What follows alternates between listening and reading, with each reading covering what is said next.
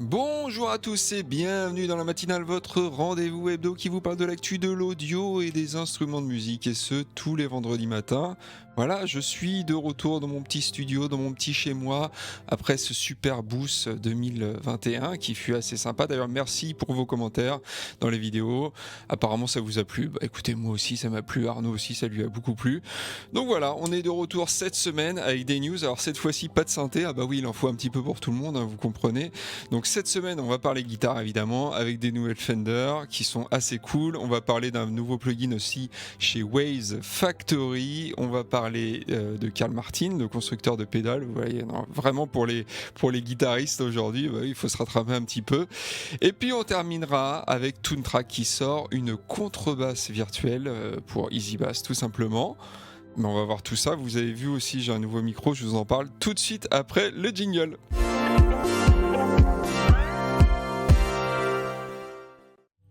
Et donc oui, j'ai un nouveau micro et je l'ai mis bien en évidence car c'est le sponsor du jour, c'est Audio Technica. On les remercie d'être le sponsor de l'émission et du coup pour l'occasion, ils m'ont envoyé un micro qui n'est autre que le AT2040.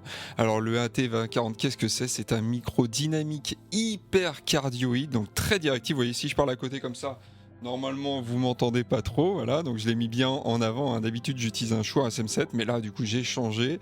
Et c'est donc un micro dynamique dédié au podcasting, voilà. Et ce qui est plutôt sympa, c'est qu'il a un anti-pop intégré. Et aussi, il a un support anti-choc interne, c'est-à-dire qu'on a juste à le mettre, vous voyez, moi je l'ai mis sur mon bras, comme ça, vous le mettez sur un pied de micro, il n'y a rien besoin d'autre, vous le branchez en XLR ici, et puis c'est parti, pas besoin d'allume fantôme non plus, vu que c'est un micro dynamique. Alors évidemment, le fait qu'il soit dynamique et hyper cardioïde, vous l'entendez dans ma voix, je l'ai un petit peu compressé, un petit peu égalisé, mais on n'entend pas du tout ma pièce, alors que ma pièce n'est pas traitée encore, elle va bientôt l'être, avec une petite série de vidéos, vous allez voir, qui arrive, mais pour l'instant elle n'est pas du tout traitée, vous voyez, le son est plutôt mat, il n'y a pas de problème. Côté préampli, moi j'utilise un WA73 de chez Warm Audio, donc une sorte de 1073, et j'ai remarqué qu'il n'y avait pas besoin de pousser le gain autant que sur le SM7B, donc ça c'est plutôt sympa. Je suis à peu près, je crois j'ai noté à 50 dB, alors que sur le SM7 il faut que je pousse un peu plus, je suis plus à 65 dB de gain. Donc voilà, et surtout la meilleure chose avec ce micro, c'est qu'il est à 99€, donc il est vraiment beaucoup moins cher que les références du marché, hein, que sont le SM7B et le RE20 que j'ai aussi, hein, d'ailleurs. Donc voilà, on remercie en tout cas Audio Technica d'être le sponsor de l'émission. Et puis voilà, on continue du coup avec Fender, on commence plutôt avec Fender qui a annoncé une nouvelle série de guitares, vous les voyez ici, c'est une nouvelle gamme, hein, finalement, et ce sont les Player Plus. Alors on connaissait déjà les Player qui sont les modèles standards fabriqués au Mexique, hein. D'ailleurs j'en ai deux chez moi, j'ai la Strat et la Telecaster, et qui étaient vendus plutôt autour des 750-800€. Ici on est sur des modèles plus onéreux car ils proposent certaines choses en plus, hein, d'où le nom plus, à commencer par des micros noiseless, donc actifs, qui permettent de supprimer tous les bruits de fond. Et si vous posez d'ailleurs des questions sur cette technologie, restez bien attentifs car il est possible que Guillaume en parle dans sa vidéo de dimanche. Voilà, Guillaume qui nous parle de tout ce qui concerne la guitare sur le channel d'AF, donc c'est très possible qu'il en parle dimanche, hein, un petit indice, voilà, je vous tease là-dessus. En tout cas, soyez au rendez-vous. Donc ce qui est en plus aussi sur ces guitares, c'est qu'on a la possibilité d'ajouter le micro-manche sur les positions 1-2 via un push-pull sur le potard de tonalité. Ça c'est un truc que moi personnellement j'ai modifié sur la mienne et c'est vraiment un truc très très sympa. Ça permet notamment d'avoir les trois micros en même temps et d'avoir le micro-manche et le micro-chevalet en même temps, ce qui n'est pas possible sur une Strat normalement. La touche est en érable ou en pao ferro avec un radius plus plat de 12 pouces et avec des bords arrondis qui ont été donc a priori le manche est un peu plus agréable et un peu plus moderne, les mécaniques sont bloquantes, le profil du manche est un moderne C, donc pas mal de choses qui rendent ces modèles plus modernes finalement que les players tout court. Le prix est un peu plus élevé évidemment, il varie entre 1050€ et 1200€ suivant le modèle et il est à noter qu'il y a, vous l'avez sans doute vu, un modèle HSS pour la Strat avec un humbucker en chevalet. Les finitions, vous les voyez, elles sont assez originales avec des dégradés vraiment sympas, surtout la Tequila Sunrise là, qu'on voit à l'écran, moi je la trouve vraiment super. Chose importante, il y a une Telecaster Nashville, donc c'est Nashville, c'est avec 3 micros. Moi perso, c'est un truc que j'aime bien comme guitare et c'est vraiment cool qu'il ait rajouté au catalogue. Il y a aussi une précision basse, une jazz bass pour les bassistes et d'ailleurs la jazz bass est aussi disponible en 5 cordes. À noter aussi que les télés ont un belly cut. Belly cut, c'est pour, comme sur les Strats, en fait, faire un peu de place pour nos gros bidons. Donc ça c'est quand même plutôt sympa. Bon voilà, des petites guitares qui ont l'air très très cool, qui donnent bien envie, surtout moi la Tequila Sunrise, perso j'apprécie particulièrement. Allez, on continue avec un plugin, cette fois-ci qui nous vient de Waves Factory, c'est le Quantum. C'est un plugin de traitement et ce petit bout de software va, à l'instar d'un transient designer, séparer l'attaque du son du reste afin de traiter ces deux parties de signal de manière différente. Et en fait, c'est un multi-effet, hein, tout simplement. Les plus connaisseurs d'entre vous diront que ça ressemble fortement au plugin Fusion d'Eventide, ils n'ont pas complètement tort. Reste que ces derniers ne nous avaient pas totalement convaincus à l'époque, donc il reste peut-être une place à prendre hein, pour Quantum, on ne sait pas. Donc l'intérêt du plugin ici, c'est d'appliquer un traitement différent sur l'attaque et sur la suite du signal, donc tout ce qui est que du signal, hein, tout simplement.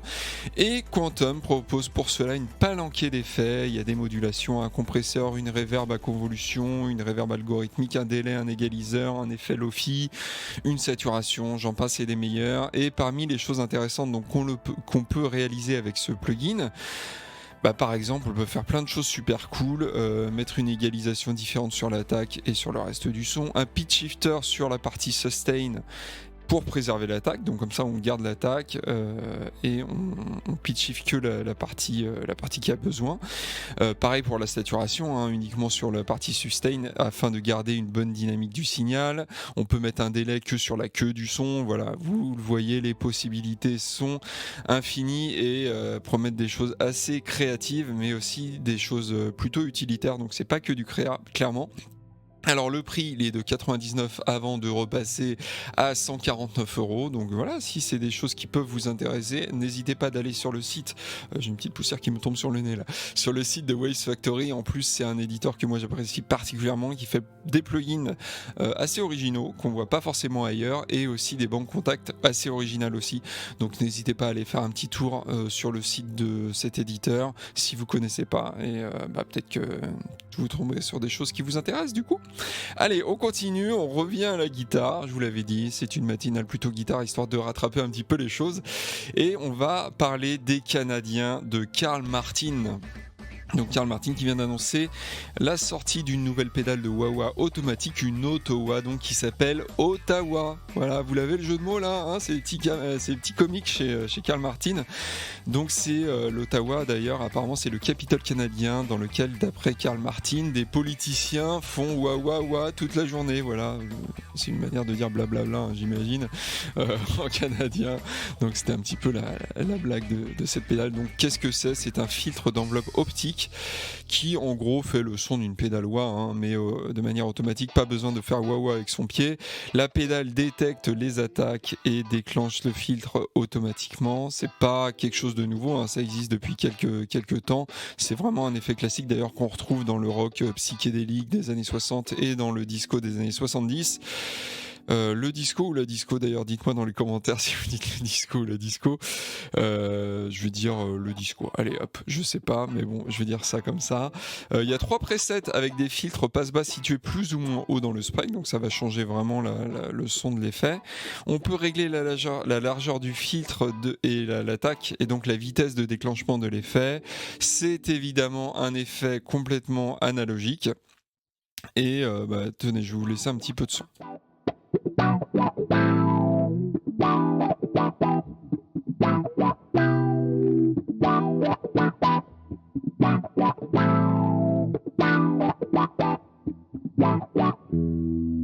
Donc comme je vous le disais, c'est un effet complètement analogique, il y a un buffer aussi intégré et puis c'est dispo à 139 € dès maintenant. Donc voilà, si ça vous intéresse, n'hésitez pas à y aller, quoi, à sauter le pas, à aller voir aussi un petit peu, comparer un petit peu ce qui se fait sur le marché parce que c'est un effet qui existe depuis longtemps, hein, l'Ottawa.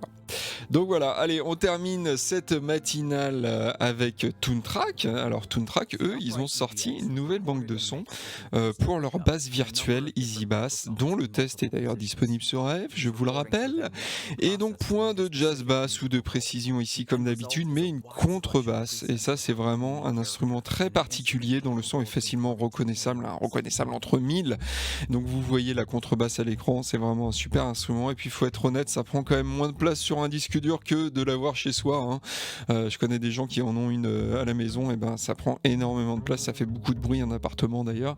Donc l'instrument ici est joué au doigt, il y a des presets dans plein de styles musicaux différents, avec des lignes de basse toutes faites, hein. D'ailleurs c'est le concept de Easy Bass, et que vous pourrez ensuite utiliser dans la tonalité de vos morceaux. Il y a un petit séquenceur qui est plutôt bien foutu, c'est vraiment tout le concept d'Easy Bass. Donc même si vous n'avez pas envie de programmer une basse, et ben ici ça peut le faire de manière semi-automatique, donc c'est vraiment très très cool.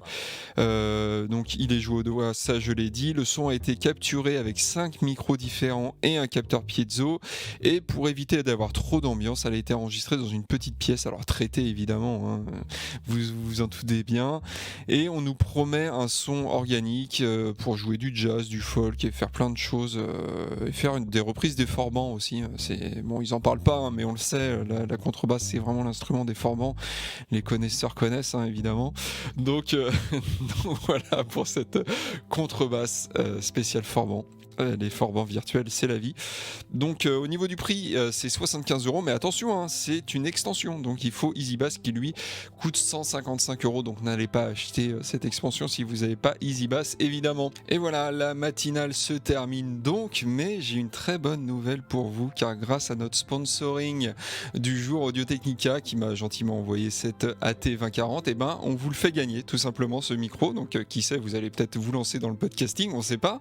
Donc vous mettez un commentaire comme d'habitude sous cette vidéo ou dans le forum d'Audiofanzine avec le mot Technica dedans. Donc voilà, soyez créatifs, mettez-moi un petit mot, je sais que vous êtes très fort pour être créatif, de toute façon vous êtes des bons, vous, hein, vous savez ça, vous êtes des très très bons. Donc voilà, un micro à gagner d'une valeur de 99€ qui, vous voyez, sonne très bien, moi en tout cas j'en suis très content. Donc voilà, bah en tout cas n'hésitez pas aussi à vous abonner à la chaîne si c'est pas déjà fait. Il y a des vidéos qui arrivent évidemment, je vous parlais de celle de Guillaume de dimanche, mais il y en a plein d'autres qui vont arriver, donc abonnez-vous à la chaîne, mettez la petite cloche aussi, mettez un commentaire, ça nous aide. Et puis bah moi je vous dis passez un bon week-end, faites de la musique, et puis je vous dis à la semaine prochaine. Allez, ciao.